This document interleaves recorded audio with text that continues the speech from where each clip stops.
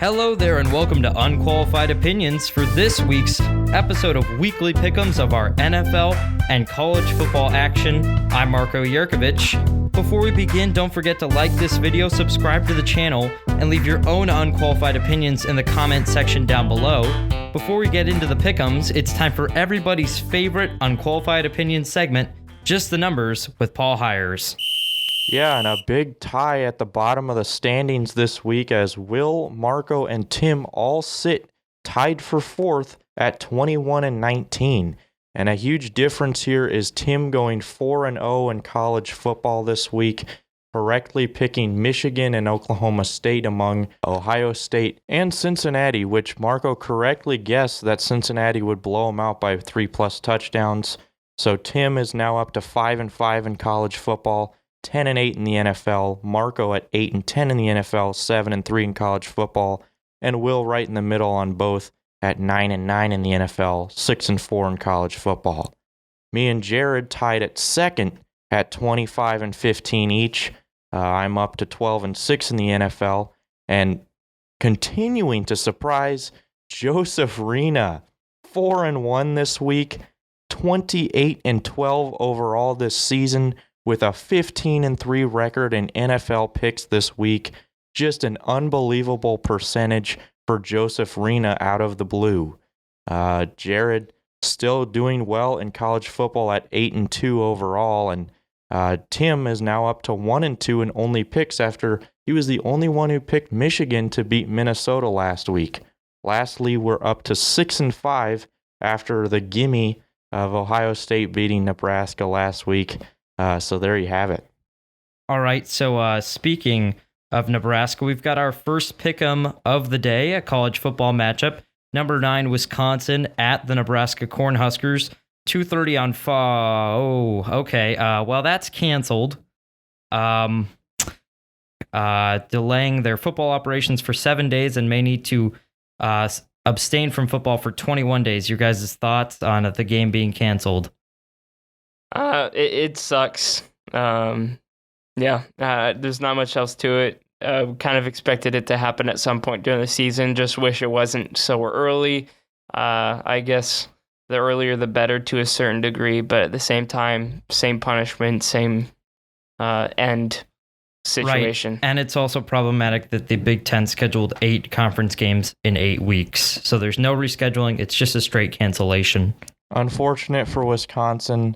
But at the end of the day, maybe just another bye week for Nebraska as we head forward in the season. And I think this may bring up a larger issue in the Big Ten that now they're going to be going off of conference winning percentage to determine division winners and standings within the division, as that'll be important for that 9th week game. So really unfortunate turn of events for both Wisconsin and Nebraska.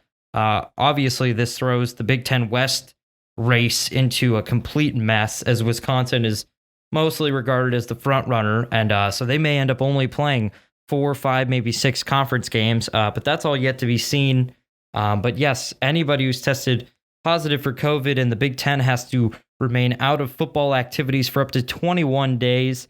So this has thrown everything for a loop. So let's get into our actual first real pick'em now that game's been canceled. Number 3, Ohio State at 18, Penn State, Saturday at 6:30 p.m. on ABC. Jared, Joseph, and Will all picking Ohio State.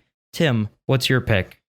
I'm going to go with them. I got to go with Ohio State. Justin Fields just looked great. The running game did not look good or did not look like a Ohio State running game. I think the line needs to do a better job on both ends, defensive and offensive line. But Justin Fields picked up right where he left off, 20 for 21, really efficient. And because of that, I mean, you got Penn State, who also lost to Indiana in a heartbreaker on the 2-point conversion in overtime. They're going to be a little bit upset coming off of that game, but I still got to go with Ohio State. Yeah, and I believe if I got the numbers right on this one, only one pick has been made against Ohio State in the pick'ems during the entire show, and that was Will picking Clemson over them in last week's college football playoff semifinal game. But I'm going to continue the trend. I got to go with the Buckeyes. I will sound a little biased here, but I got to give credit to Nebraska for sticking with Ohio State there in the first half. I really think, their line needs improvement if they're going to be a national championship contender this season. But, I just don't, even with those struggles, I think they're going to dominate Penn State. I think Penn State is not as good as we thought they were. And even if they did come out with the win against Indiana, they struggled, and it would have been a close win regardless. So I got to go with Ohio State. So you guys mentioned the last-second overtime loss to Indiana that Penn State suffered. So that has already thrown their playoff aspirations into the deep end. I mean, they're really struggling to stay afloat here. And this win against Ohio State is not only important for their hopes to win the Big Ten East and the Big Ten at large, but of course make it into the playoffs. But I think looking at a national picture, I think we can all agree that there's 3 teams atop college football, and that would be Alabama, Clemson, and then now Ohio State. Now that they've started playing, we've seen how great a team they are. So there's 3 teams atop college football, and I certainly think Penn State is nowhere near Ohio State, so I'll go with the Buckeyes.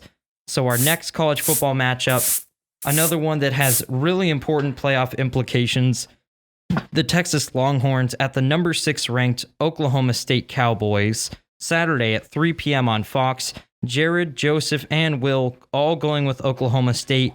Tim, who's your pick in this one? Last week I went with Oklahoma State. They definitely looked good. Coming out with a narrow win against Iowa State, 24-21. Iowa State is a pretty good team. They're going to have to pound the ball. Going to have to go with him. Ehlinger has looked okay. Has looked okay during the season.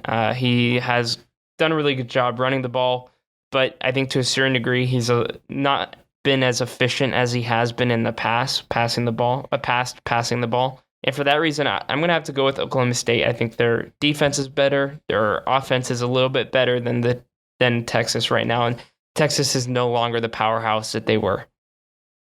Yeah, they're definitely not the powerhouse that they were, but I think they're still going to be nationally known as a kind of a recruiting center for a lot of players in Texas and outside and around the country. I think they're going to bring in talent. I mean, that's regardless. But at the end of the day, Oklahoma State, their offense is not a top 10 offense for sure, but their defense, they're definitely the best defense in the Big 12. And possibly the best defense in the country. I mean, it's just unbelievable to watch their linebackers fly across the field. I mean, Iowa State's offense is pretty dynamic, and they shut them down to 3 touchdowns throughout the whole game. I really think this Cowboys defense can do something this season. I think Texas will hang with them for the first half, but then I think Oklahoma State pulls away in the second half. So Oklahoma State, as you guys mentioned, has the number 1 defense in the Big 12. And the Big 12 is not renowned for their defenses, but this Oklahoma State defense is certainly not something to gawk at. They're really impressive, and the offense has taken a while to get going. But now in this Iowa State game, even though they only put up 24 points, Iowa State's another top Big 12 defensive team, and they were able to shut them down and control that game. And that was hurdle number 1 in the Big 12. And yes, Oklahoma State has played West Virginia and a non-conference opponent who's looking better and better in Tulsa. But these next few weeks are big hurdles, like this Texas game, eventually playing Oklahoma, eventually playing K-State. And this Oklahoma State team has a path to the playoffs. If they remain undefeated, that number 4 spot is waiting for them. Even if they only have 1 loss and they win the Big 12, that spot still would be there for them. But that's contentious between a few other teams that could be getting that 4 spot. So Oklahoma State needs to run the table, and I think they know that. This Mike Gundy team is really impressive. Probably the best Oklahoma State team we've seen since 2011 when they almost went undefeated. So I'll have to go with Oklahoma State on this one. So that's back-to-back college football clean sweeps. So if you know the program and you know what's good for you, put your money on Penn State and Texas this week. So now let's move into our NFL pick'ems. We've got the Pittsburgh Steelers at the Baltimore Ravens Sunday at noon on CBS. So in a matchup between two teams that only have one loss between the two of them, it's really closely contested, and that shows in our picks. Jared going with the Steelers, while Joseph is going with the Ravens, but Will also going with the Steelers, and he says that he's picking the Steelers because he needs to get more wins compared to me and Tim. So Tim, you're picking that one. When I look at the Pittsburgh Steelers offense and defense, they are one of the most well-rounded teams in the league. Their defense is top-notch. I'd say top 3 in the league. And their offense has been looking better and better. I mean, extremely better than last year. And the weapons that they have it's crazy. As a Packers fan, I wish we had some of the wide receivers that the Steelers have. So, obviously they have a lot going for them, but the Ravens also have a lot going for them. I would also put them in the top 3, top 5 defensive rankings in the league, and their offense is not a team to disregard. Their offense is really good when they get rolling. And I think the Pittsburgh Steelers have come away from a lot of close wins and have been able to finish. But I think in this one, the Ravens get to them, and I'm going to have to go with Baltimore. I think if you would have asked me this maybe 3 weeks ago, I would have gone with the Ravens. But just the developments in the last few weeks, the Ravens, kind of got exposed against Kansas City, and then since then they haven't really been there. A solid win against Washington and a solid win against Cincinnati, but then a 2-point win against Philadelphia. Just not really quality wins right there. Meanwhile, Pittsburgh has really proven that they are, a top 5 team in the league with wins, a dominating win over Cleveland, who we thought were up and coming, and then pretty much shut everyone out when they beat Tennessee last week. I don't think they're quite a Super Bowl prediction yet, and I don't think they're going to go undefeated this season, but I do think they are going to win this game just based off of the fact that they can get ahead early and control games. And that's what they've been able to do the last few weeks, and I think they'll do it again here on the road. So as far as my Ravens-Steelers pick, I think that this is probably one of the closest games of the year, and I think the AFC North, outside of the NFC West, is probably the most highly contested division in the NFL.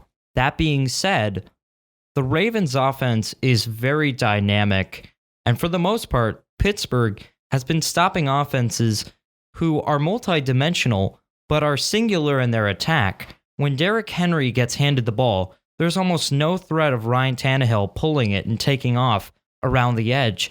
The team was able to collapse and fill the box, and eventually, later in the game, Derrick Henry was even breaking some runs, and the Titans came back and only lost that game by 3. On the other hand, the Ravens did almost lose to the Eagles, so while both these teams have great records, they haven't been performing at the top of their game. I would just have to say that I think Big Ben's ineptitude at times, his willingness to throw bad passes and throw a decent amount of interceptions this season, on top of the fact that the Ravens' offense is far more dynamic, I just have to give the slight edge to Baltimore. So moving into our next NFL pick'em, we've got the New Orleans Saints at the Chicago Bears, Sunday at 3:30 p.m.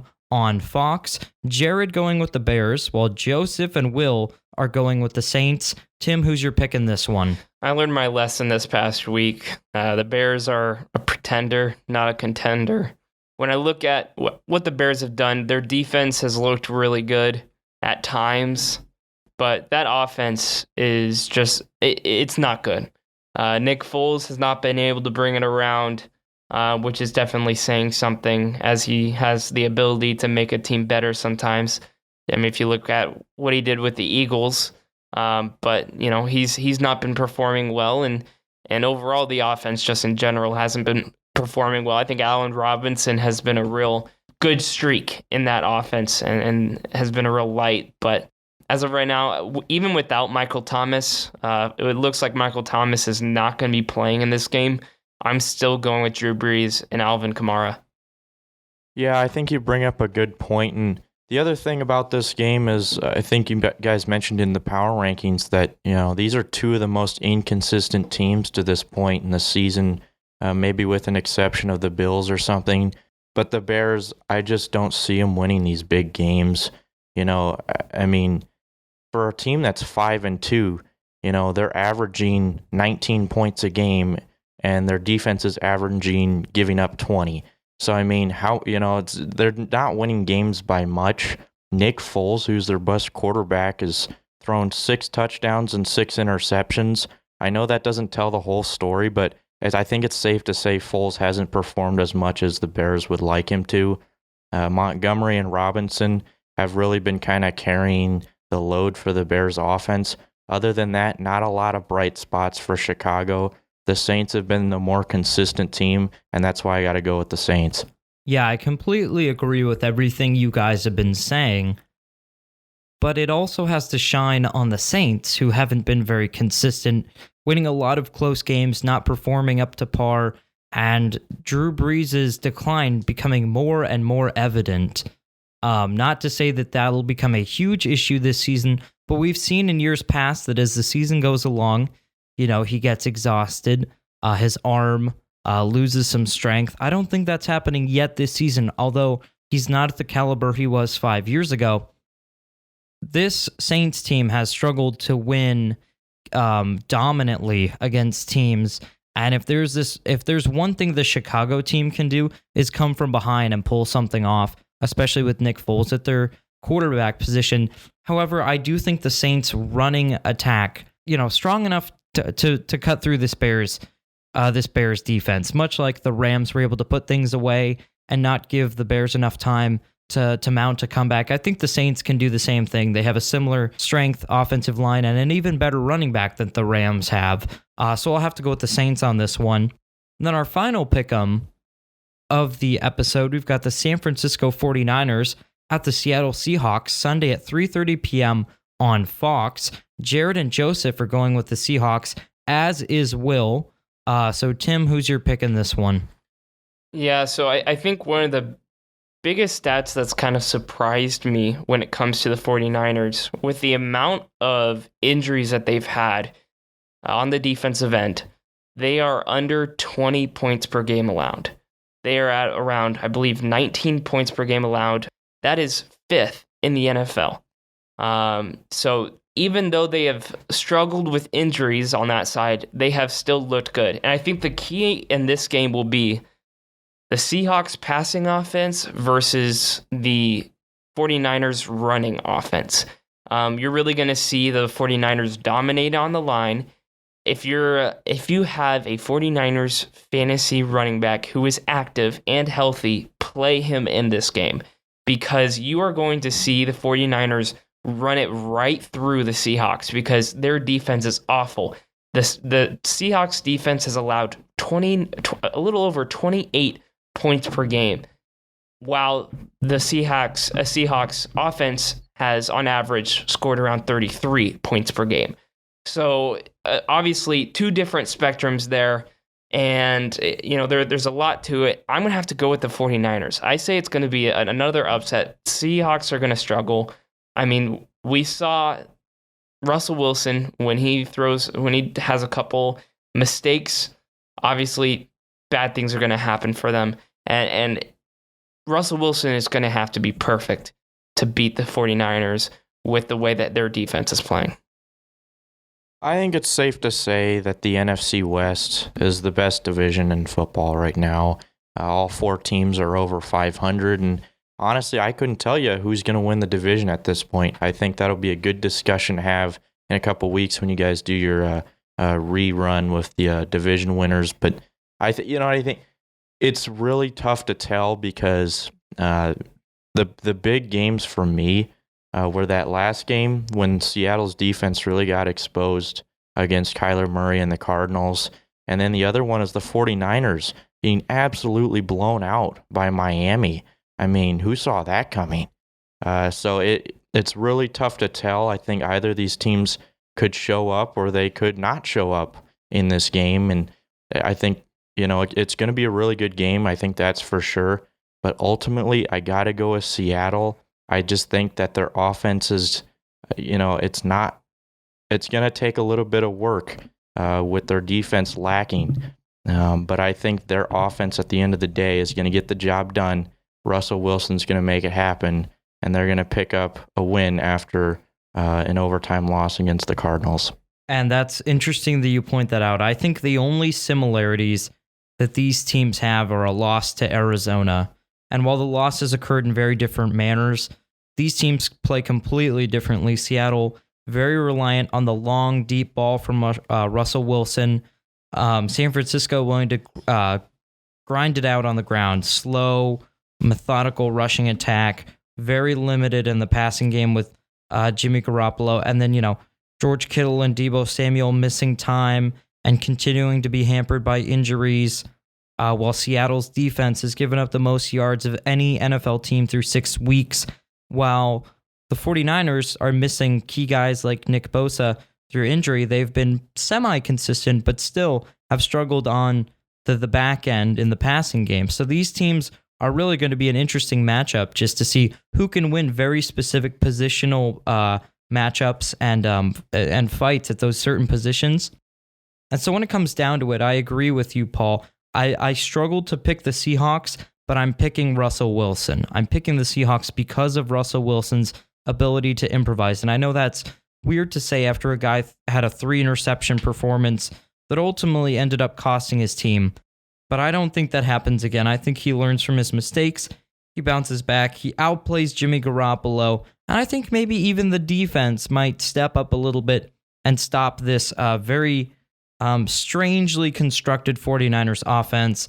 So again, I'm going with the Seahawks on that one. That is it for our weekly pick'ems. I'm Marco Yurkovich. I was joined by Tim Seipel and Paul Hires. Thank you guys so much for watching and listening. Don't forget to like this video, subscribe to the channel, and leave your own unqualified opinions in the comment section down below. Thanks for watching, and we'll see you guys next time.